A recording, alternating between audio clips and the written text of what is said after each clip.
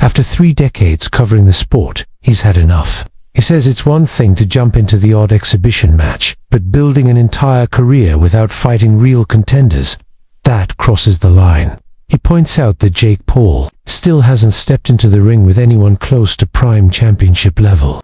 Even Shannon agrees that boxing's credibility has already taken too many hits, thanks to sanctioning bodies that barely protect the sport's integrity. Then, Stephen A. Smith unloads. He blasts the announcement, saying Jake Paul has never shown the true seriousness required for a real boxing career. According to him, Jake's resume is built on novelty acts, aging athletes, retired names, and matchups that were never true tests, and now dragging Anthony Joshua into this circus.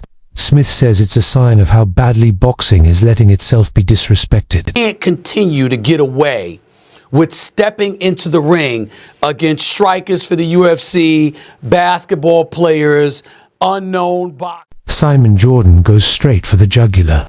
He argues that the Anthony Joshua versus Jake Paul fight exposes everything wrong with modern boxing. In his view, money and hype have overtaken honor and competition. Fighters now chase viral moments and giant paychecks instead of real challenges. Jordan warns that when boxing turns into a flashy spectacle instead of a proving ground for elite skill, the sport starts losing the respect it built over generations. He says using a global superstar like Joshua just to elevate someone who hasn't truly climbed the ranks is dangerous for the sport's future. It sends the message that fame beats merit. For Jordan, this isn't just another fight, it's a symbol of how dangerously commercialized boxing has become. Is everything that's wrong with boxing. It's a money play, nothing wrong. I don't begrudge Anthony Joshua getting 50 million quid for an easy night's work. That's fantastic returns. Most people would take it. But from the boxing world,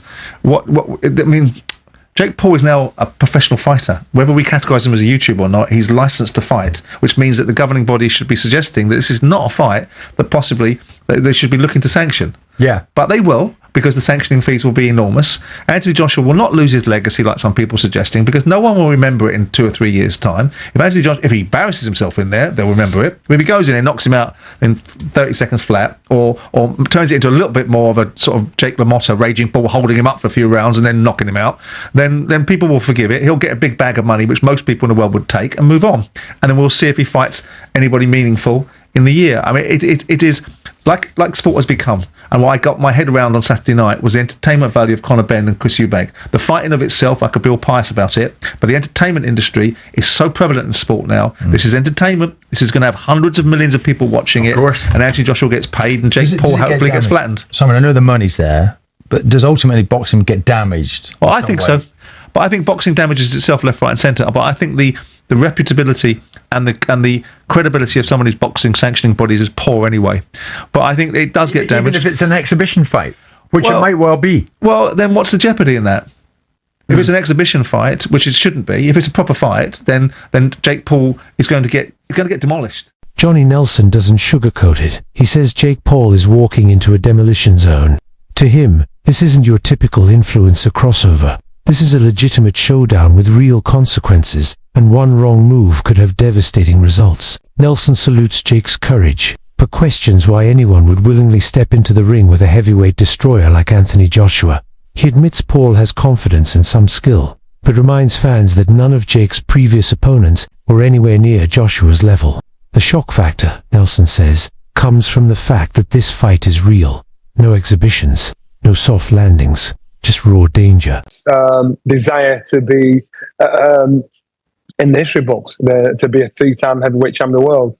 To me, it shows me his desire. Pick up 50 million along the way. Nobody can knock him for this. This is now business. This is business.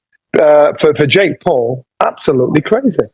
Jake Paul is a domestic level professional fighter here in the UK. Would he win a British title? No, I don't think so. So now they're putting this domestic level fighter in with a former heavyweight 2-time champion of the world. The weight is 245. So I think last time Anthony Joshua weighed around that, it was when he boxed Usyk. So that means he's got to be fight fit on point, because his last fight he was 18 stone. I think it was 254 against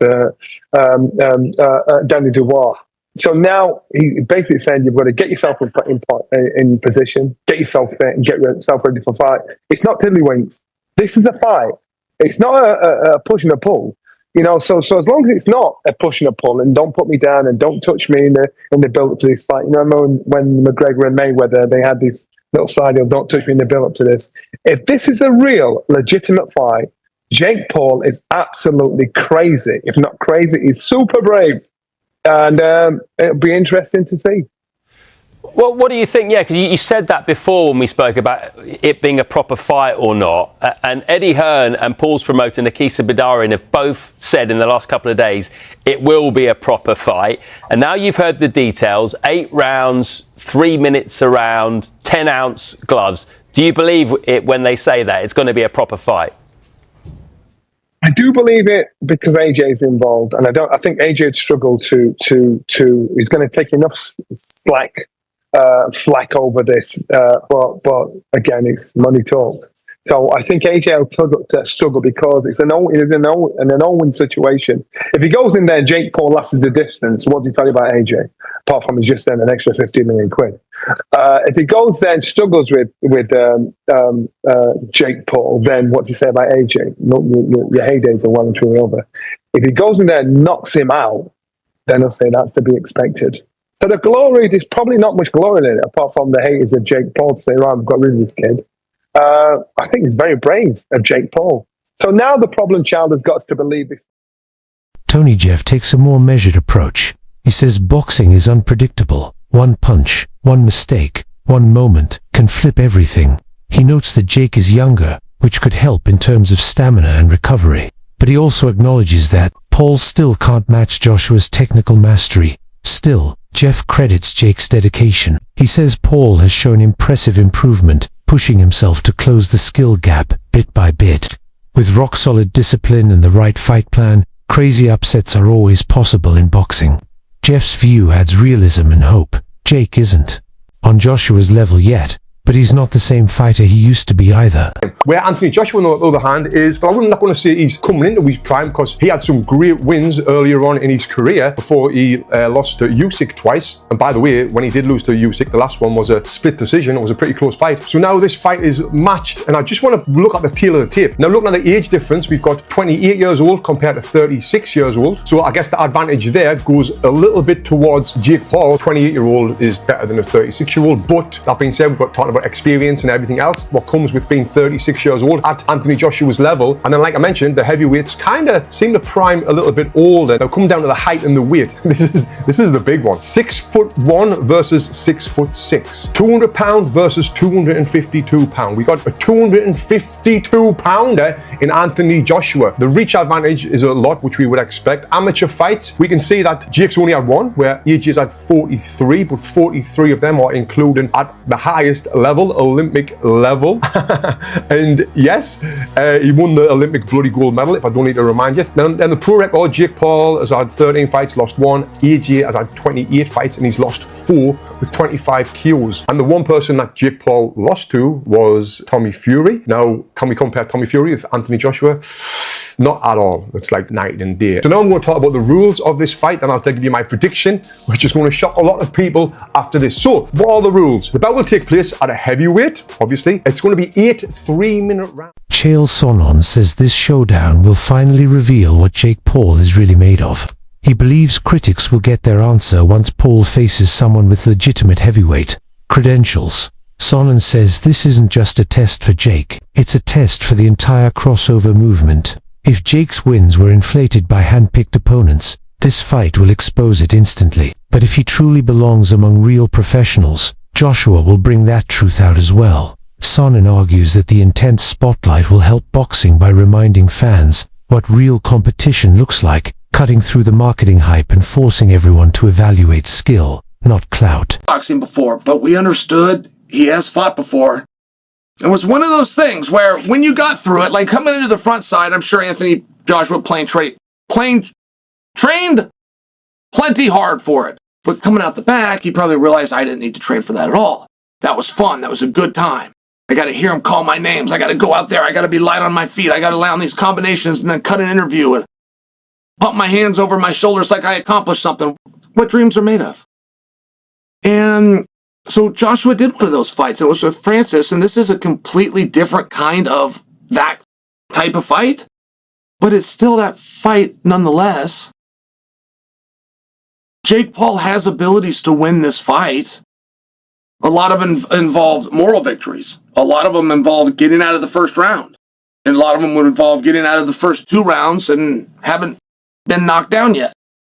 One would be getting out of the 3rd round. You've only been on the canvas once and you got up to your feet, you shook it off, and you're ready to keep going. Like, these things are all victories, but the fight that it's going to happen, I think it's a big deal for Jake Paul. I think it's a big deal for everybody involved. I think it's a big deal that Francis looks at that fight and realizes, oh, these things make sense. These things that make dollars, they make sense.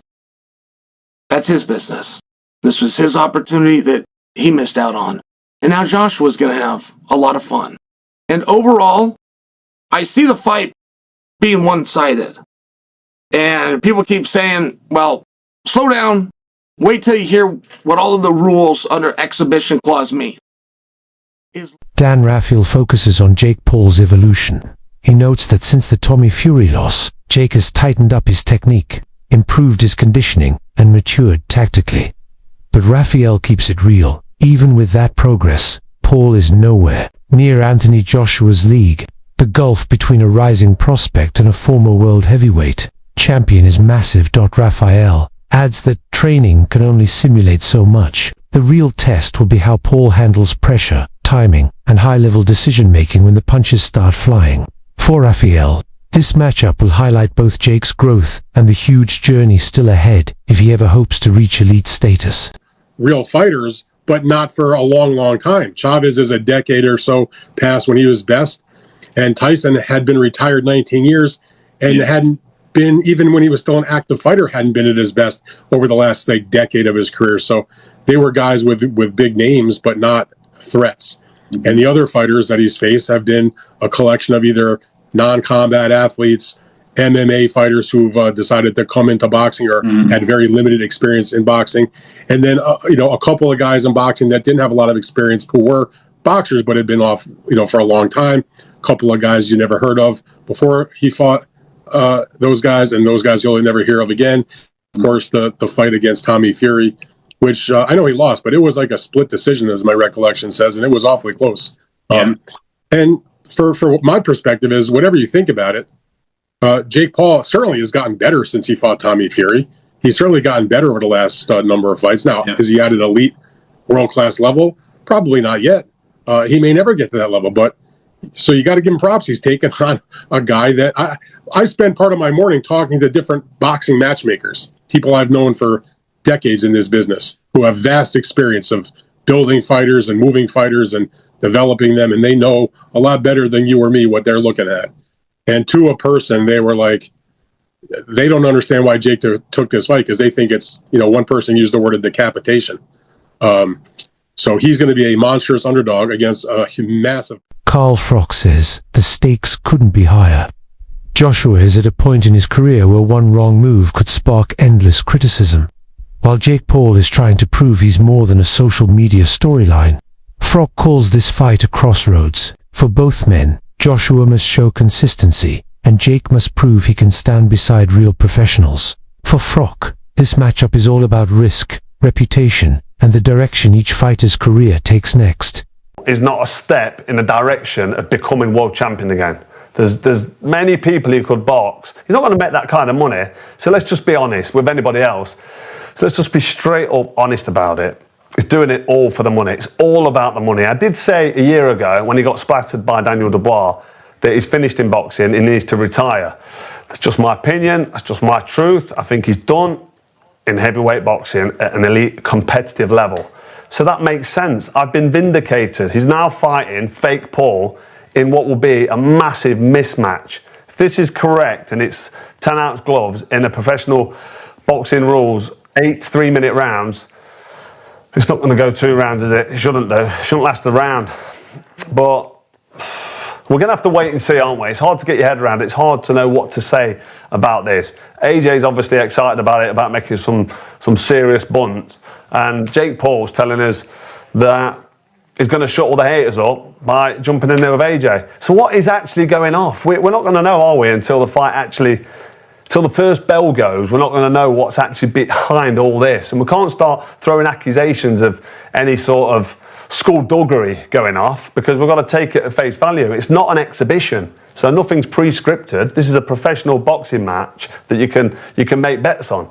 So it's got to be a real fight. And if AJ goes in there with them little 10-ounce gloves on and throws the Ngannou 1-2 down the middle, I'm talking about the one that rendered Ngannou unconscious and almost snapped his leg. And Ngannou is a decent fighter in the cage. You know, he's a good MMA fighter, and you saw him. He took Tyson Fury. What did it take him? 8, 9? Was it 10 rounds? Can't remember how long it was, but he took him the distance and lost a close decision. So he's quite capable. But AJ's a big punching heavy. Ariel Helwani pushes back against the idea that this fight will hurt Joshua's legacy. He argues that big money, high visibility matchups are part of how modern boxing works.